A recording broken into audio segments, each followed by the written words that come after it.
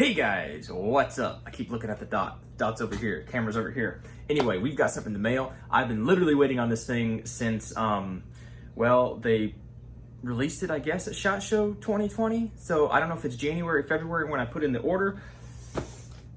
But we got this box of stuff and we're gonna open it.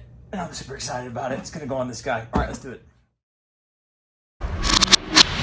Okay, so like I said, this is not this guy, okay? Glock 43X, amazing gun. Don't plan on changing anything with this guy. Y'all know that. It's cool.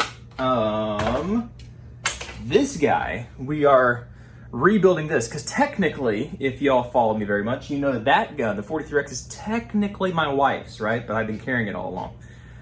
I like the 48 enough that I went ahead and got one, and I bought a new slide for it.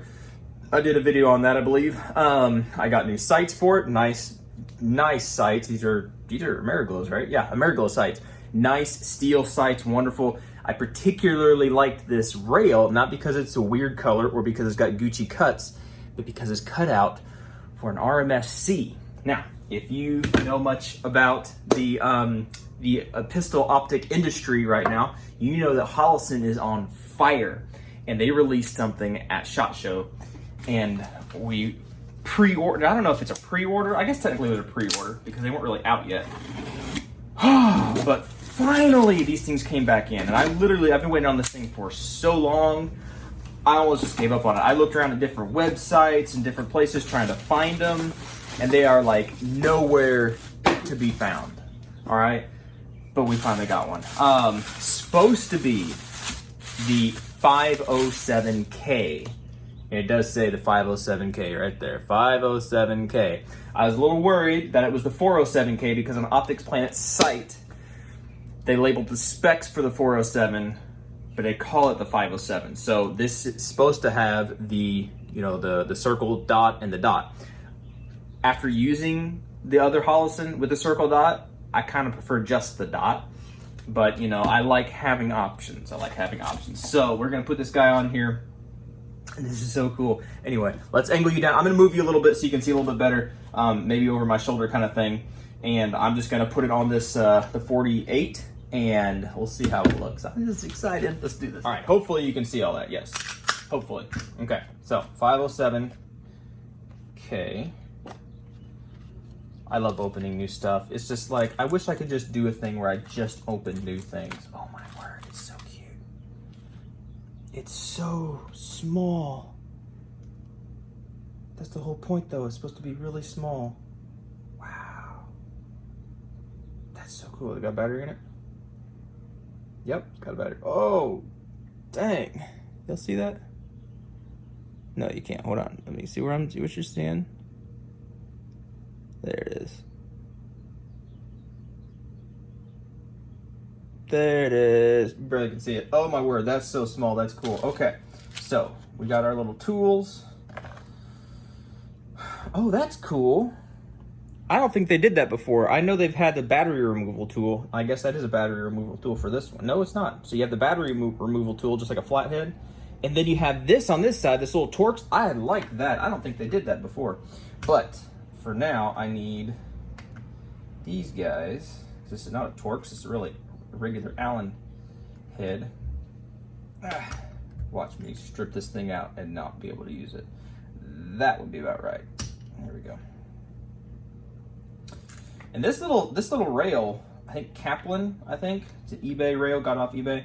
It's actually pretty stinking nice. I have no major complaints about it at all.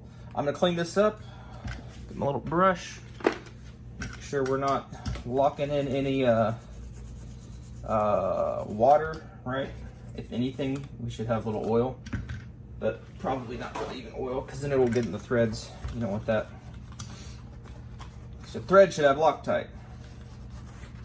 Okay, now I don't know which ones of these. Let's see which ones of these would work. If these work, I'm gonna be flabbergasted. Oh my word. Okay, beautiful. Beautiful, beautiful, beautiful. And it comes with Loctite. I'm gonna leave those things on here. Here we go. Moment of truth. I think I'm gonna have to cut these things, but just for test fitting purposes. Oh, that's tight. Oh, that's tight. Let me see.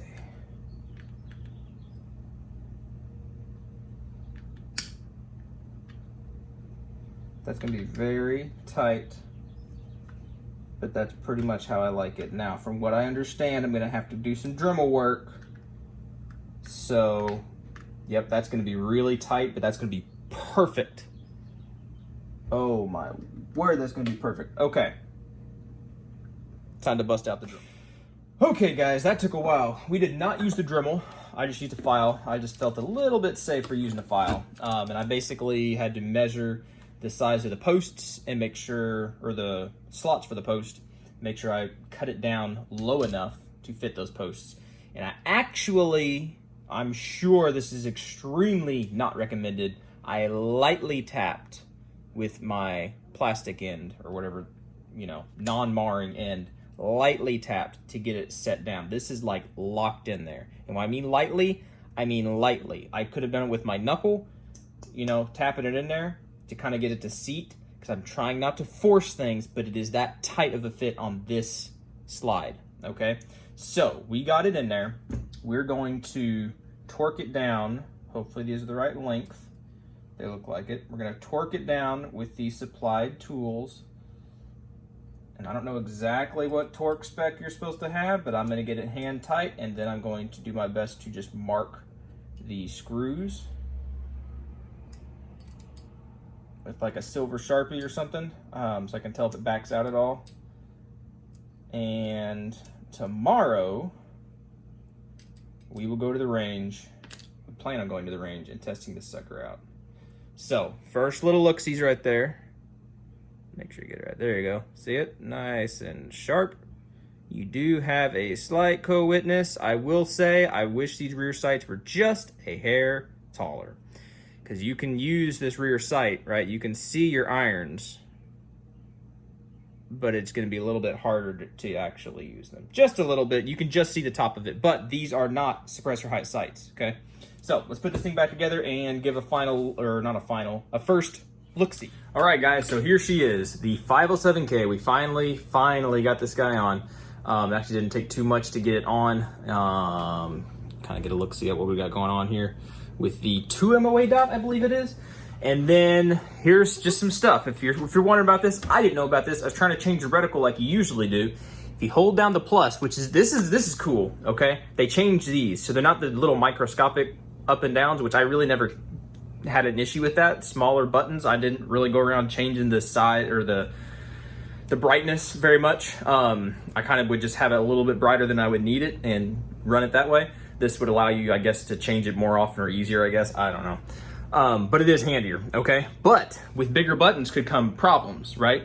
Such as you have it holstered, a bigger button is gonna be easier to hit that button unintentionally and plus up or minus down your brightness, which is not very good, because then you pull your gun out and you need it. You should have co-witnessing iron sights. It's a good idea, because if your red dot's not there, well, at least you got your irons, and this thing should work that way. But cool little deal, if you hold up on the plus, try to do it for 5 seconds. 1, 2, 3, 4, 5. Now it's locked out. You see that? I can push the buttons. Oops. I'm going down. I'm going up. It's locked out, so it's not going to change. So I don't care what you do to hit the buttons, you're not going to change it. Apparently, that's my understanding of how this is working. Hold it down for another 5 seconds. Where'd it go? There it is. 1, 2, 3, 4, 5. Now we can go up, and this thing gets bright, dude.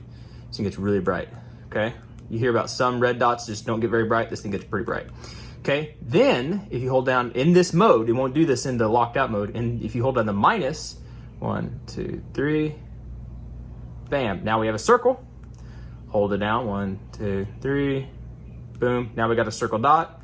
Hold it down again, 1, 2, 3, and you got your dot. So, pretty easy, pretty straightforward. I like the ability to lock it out because I think that that's very handy. The only downside of that I can think of that's coming straight to mind is if you have this thing set for a moderate / lower light, indoor kind of light setting, you go outside and you just can't see it, and you're under stress and you're trying to click up the button and maybe you're getting shot at or who knows what, and it's not going up and you're not remembering, I need to hold it down for 5 seconds, and 5 seconds is a long time.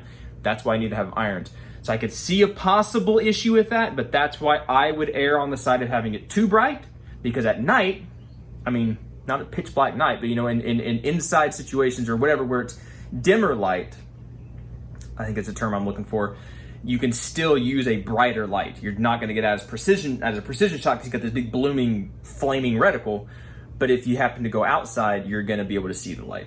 Does that make sense? Anyway, those are the only little things, but I like it. I like it. They dealt with an issue. They foresaw the issue. They dealt with it. That's cool. That's cool. Overall, I think this is really cool. This is my Spider concealment holster that probably I'm getting replaced. Well, I am getting replaced. They're messaging me now while I'm making this. I dropped it the other day and I chipped a piece out of here, okay? And so since I chipped a piece out of the trigger guard area, that's not good. That makes me feel a little bit unsafe. Don't really like that. So I think they said they're gonna replace this, which is awesome. But with that, there you go. I got a red dot in there. Now I can carry my gun. My wife can carry her gun, even though I doubt she will, but whatever. She's not gonna have that excuse anymore of not being able to have a gun that I have all the time. Now I can carry mine. She's got hers. It's gonna be freaking sweet. If you can see the difference here of a full-size Triticon RMR, right? And then this little guy. It's on these smaller guns, it's substantial enough. Like you can tell the difference there. This is just maybe a hair wider than the slide, just a hair. You can kind of see that as it sticks over.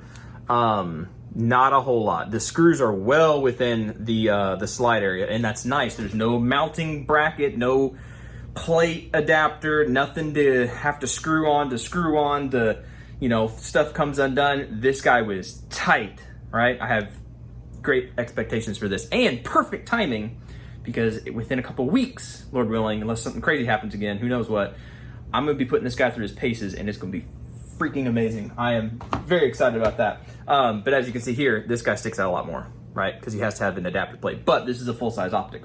Anyway, I hope you guys like that. First little look-sees. I'm very excited about it. I can't wait to get out and shoot it. Hopefully tomorrow I'll be able to get out and shoot it. Personally, I'll probably run mainly just the dot. It just seems a little bit, I don't know. I kind of like that on the Triticon. It's just a dot. It's just simplistic. I kind of understand that the more I use it. I'm like, yeah, I like that. On a carbine, maybe more of a reticle, but yeah. Anyway, different discussion, different time. If y'all have any questions about this, let me know.